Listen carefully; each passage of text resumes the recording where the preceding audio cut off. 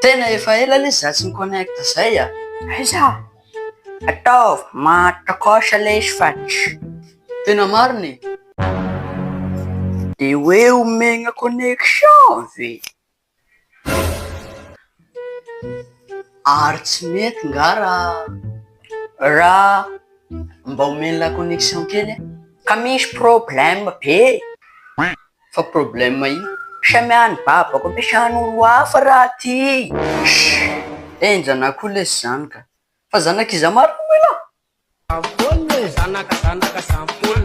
ka be da be neny Jean Paul le ty an-tanany. Jean Paul la viesy zany.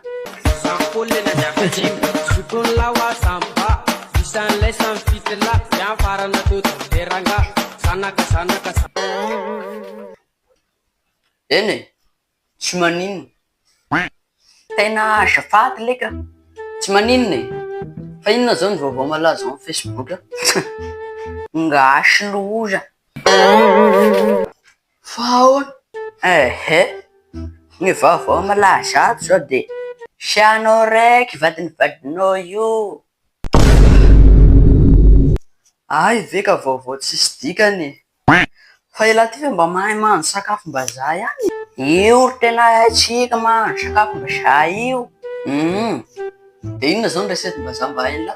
Ohatra zao resety mofo akondro, fandrahoana dinosauro,